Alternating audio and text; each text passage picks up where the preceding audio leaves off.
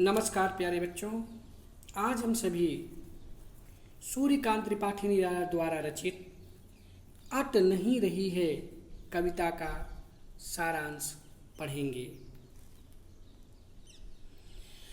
अट नहीं रही है कविता फागुन की मादकता को प्रकट करती है।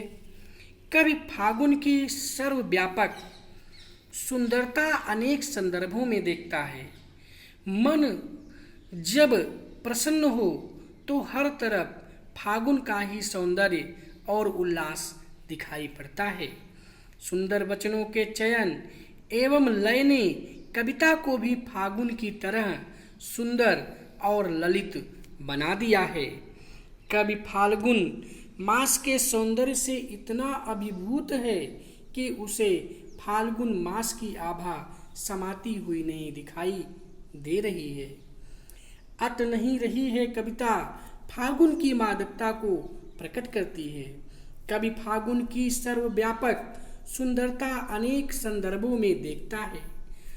जब मन प्रसन्न हो तो हर तरफ फागुन का ही सौंदर्य और उल्लास दिखाई पड़ता है।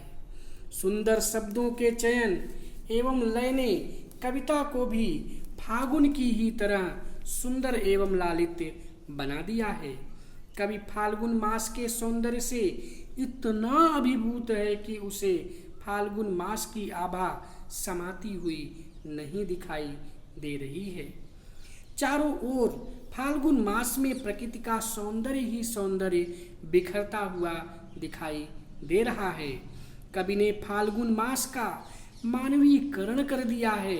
फाल्गुन मास सांस ले रहा है, सांस लेता है तो अपनी सुगंध भर देता है।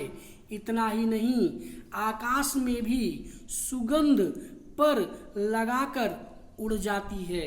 कभी इस मास के सौंदर्य दर्शन से अपनी आंखें हटा नहीं पा रहा है। पेड़ों की डालियां नए पत्तों से लद गई हैं। उन पेड़ों पर कहीं लाल लाल पत्तियां दिखाई दे रही हैं। कवि कहता है कि फागुन के महीने में कांति कहीं समा भी नहीं रही है।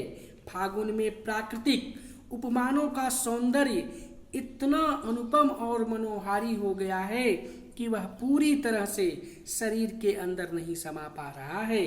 सर्वत्र सुंदर और हृदयग्राही नज़ारे बिखरे हुए हैं। वे सभी एक साथ मन में नहीं बसाए जा सकते हैं।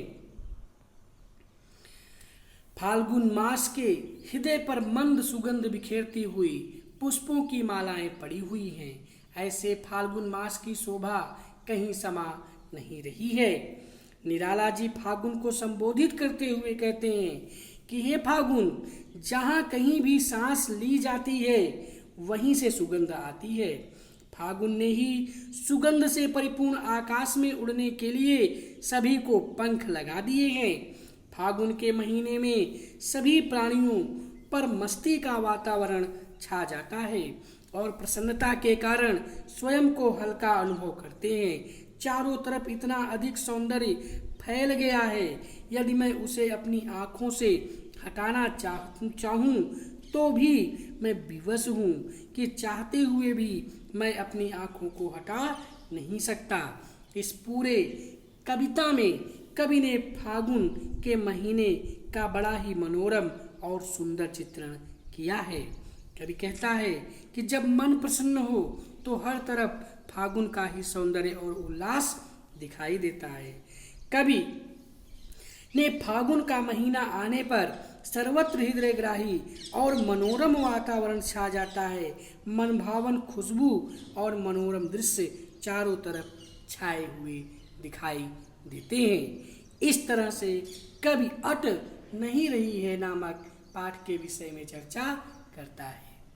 इस तरह से प्यारे बच्चों, आपने अट नहीं रही पाठ का सारांश सुना। आज के लिए बस इतना ही।